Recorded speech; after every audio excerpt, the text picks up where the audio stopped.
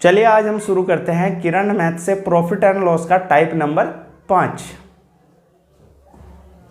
Question number 1, नमक के मूल्य में 20% की कमी होने पर एक खरीदार 100 रुपए में 4 किलोग्राम नमक और खरीद लेता है। नमक का घटा हुआ मूल्य प्रति किलोग्राम ज्ञात करना। ये दो तरीके हैं जिनसे हम इस क्वेश्चन को सोल्व कर सकते हैं। पहला तरीका जो है हम देखते हैं वो अनुपात से है। नमक के मूल्य में जितने प्रतिशत की कमी रही होगी वो प्रतिशत हमने यहाँ लिख लिया और इससे मैं डिवाइड दूं 20 पंजे 100 यानी 1/5। यहाँ जो ऊपर की संख्या रहेगी वो कमी या वृद्धि होगी। अब यहाँ हम इसके रुपए लिख ले। प्राइस जो था 5 रुपए की वस्तु थी, उस पर 1 की कमी आई, क्योंकि वहाँ कमी हुई तो यहाँ भी हमने क्या ली, कमी। 1 रुपए की कमी होने पर अब वो वस्तु 4 रुपए की बिक रही है। अब जो खपत है उसकी खपत मूल्य का उल्टा होती है, यानी 4 किलोग्राम वो पहले खरीद रहा था, अब कितने खरीद रहा है, 5। तो यहाँ इनके जो है हमने अनुपात ले लिए। अब पहले 4 यूनिट खरीद रहा था, अब 5। कितने की वृद्धि रही, 1 की। और वहाँ जो परसेंट में दिया गया है वहाँ है 4 किलोग्राम की वृद्धि। इसका मतलब 1 बराबर कितने के, 4 के। पहले जो मात्रा थी मैं इस 4 की इससे मल्टीप्लाई करूँ, पहले खरीद रहा था 16 किलोग्राम और अब खरीद रहा है 4 पंजे 20 किलोग्राम। अब घटा हुआ मूल्य हमें ज्ञात करना है। मूल्य घटा हुआ यानी नया मूल्य या प्रारंभिक मूल्य, कोई सा भी मूल्य ज्ञात करना हो तो उसके लिए हमें करना क्या होगा, जितने रुपए परसेंट में दिए गए हैं, यहाँ 100 रुपए हमें दिए गए हैं, वो रुपए हमने लिए और उसको प्रारंभिक या नया जो भी मूल्य निकालना हो उसी साइड की जो मात्रा होगी उससे भाग दे देंगे। तो 20 से मैं इसको डिवाइड दूं, 5 रुपए प्रति किलोग्राम उसका नया मूल्य होगा। यदि हमें पुराना मूल्य निकालना होता तो फिर हम क्या करते, उस 100 को इस 16 से भाग दे देते, तो यहां से हमें क्या मिलता, पुराना मूल्य। अब सेकंड तरीका जो है उसको हम देख लेंगे, सेकंड तरीके से कैसे होगा। यहाँ जो सेकंड तरीका है उससे डायरेक्ट नया मूल्य निकलेगा, यानी घटा हुआ या बढ़ा हुआ जो भी मूल्य होगा। तो हम यहाँ सबसे पहले क्या लेंगे, जितने रुपए दिए गए होंगे वो, फिर उसका जितना प्रतिशत कहा होगा वो हम उसका प्रतिशत निकाल लेंगे। यानी 20% हमें दिया है तो हमने 20% इसका निकाल लिया। तो यहाँ परसेंटेज निकालने के बाद मुझे कितना प्राप्त हुआ, 20।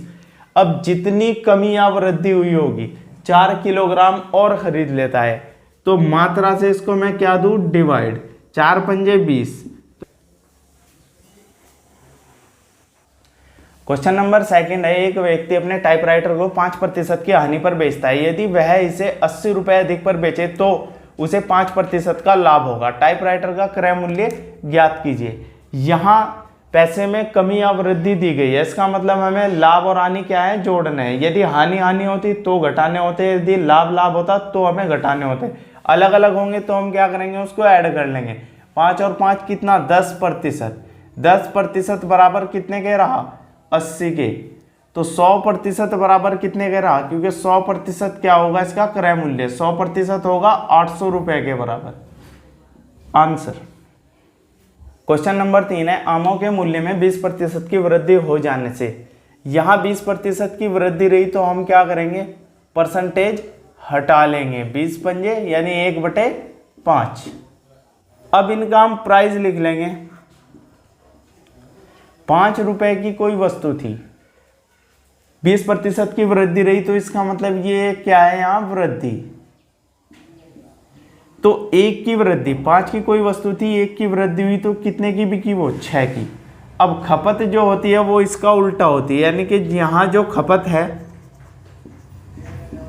वो मूल्य का उल्टा होगी, यानी 6 और 5। पहले कोई व्यक्ति 6 यूनिट खरीद रहा था, अब कितने यूनिट खरीदता है, 5। तो कमी कितने की रही, यहाँ 1 की। 1 की कमी और परसेंट में कितने की कमी, 4 आम की कमी। तो 1 यूनिट बराबर कितने के, 4 के।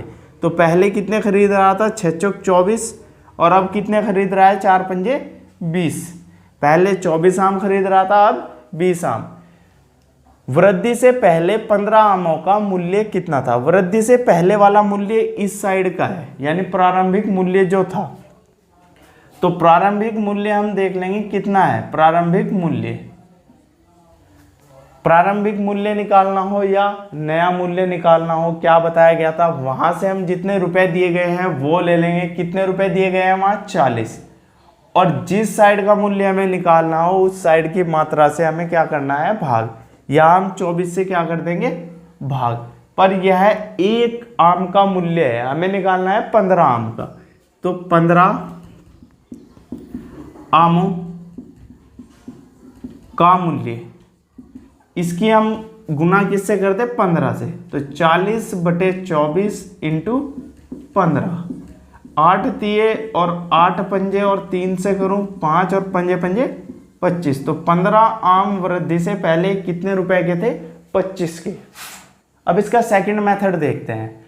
हमने क्या किया था, पहले क्वेश्चन में भी हमने रुपए उठाए थे, जितने भी दिए गए हों 40 दिए हैं और उसका परसेंटेज निकाल लो, यानी कि 20% इसका कितना रहा होगा, 20 पंजे और 5 8, यहाँ आया है मेरे पास 8। और इसको मुझे क्या करना था, जितनी मात्रा में कमी या वृद्धि थी, मात्रा कितनी है 4, 4 से मैं डिवाइड दूं तो कितना रहा मूल्य 2, और ये जो है ये नया मूल्य है आम का, यहाँ जब भी निकलेगा वो नया मूल्य होगा। और नया मूल्य कितने प्रतिशत में, यानी प्रतिशत में कितने का है वो, 120%, 20% की वृद्धि रही, तो 120% बराबर कितने के है, 2 के। हमें निकालना है प्रारंभिक मूल्य, वो है 100%। 100% बराबर कितने के होगा, 2/120 इंटू 100, इससे ये, और 2 छिंग और 2 तिये और 2 पंजे, यहाँ जो मेरे पास एक आम का मूल्य है वो है 5/3, यह एक आम का मूल्य, एक आम का मूल्य, और मुझे निकालना है 15 आम का, तो 15 आम कितने के होंगे, 15 का यहाँ क्या करूँ मैं, मल्टीप्लाई, 3 पंजे, तो पंजे पंजे कितना रहा, 25, तो 15 आम कितने के रहे, 25 के। क्वेश्चन नंबर 4 है, गेहूं के मूल्य में 10% की कमी होने पर, तो जितना प्रतिशत दिया है हम सबसे पहले प्रतिशत लिख लेंगे और उसका परसेंटेज हटा देंगे, इसका मतलब क्या हुआ, 1/10। अब हम यहाँ लिख लेंगे प्राइस, कोई वस्तु 10 रुपए की थी, यहाँ क्या दिया है, कमी, इसका मतलब 1 की कमी, तो वो कितने की बिकी, 9 की।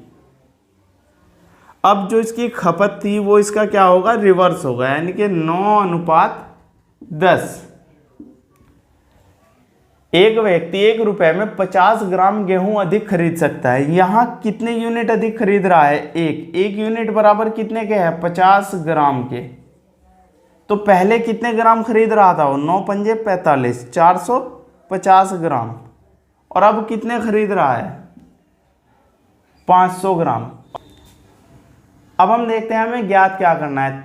यहाँ दिया है तदनुसार उस कमी से पहले 1 रुपए में कितने ग्राम गेहूं खरीदा जा सकता था, यानी पहले कितने ग्राम गेहूं खरीद रहा था वो तो हम निकाल चुके हैं, यहाँ 450 ग्राम, तो पहले कितने ग्राम खरीद रहा था, 450 ग्राम गेहूं। इस टाइप का लास्ट क्वेश्चन है, क्वेश्चन नंबर 5। चीनी की कीमत में 25% की वृद्धि होगी, तो सबसे पहले हम क्या करेंगे, जितना भी परसेंटेज दिया गया हो उसका हम परसेंटेज हटा लेंगे, यानी 1/4।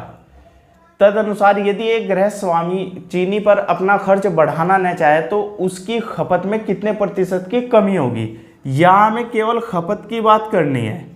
कोई वस्तु 4 की थी, 1 की वृद्धि हुई तो 5 की वो बिकी। अब खपत क्या होगी, इसकी रिवर्स होगी, यानी यहाँ 5 था और यहाँ 4। पहले 4 यूनिट खरीद रही थी, अब पहले 5 यूनिट खरीदा जा रहा था, अब कितना खरीदा जा रहा है, 4। यहाँ तो कमी कितने की आई, 1 यूनिट की। तो हम देखेंगे खपत में कितने प्रतिशत की कमी रही, वो कमी हमें ज्ञात करनी है। यहाँ कमी रही 1 की, कितने पर, जितनी प्रारंभिक खपत थी, यानी 5 पर इंटू 100, तो 5 से मैं डिवाइड दूं कितना रहा, 20%। तो खपत में उसको जो कमी करनी होगी वो है 20% की। यदि आप सभी को वीडियो अच्छी लगी हो तो इसे लाइक, कमेंट और शेयर जरूर कीजिएगा। धन्यवाद।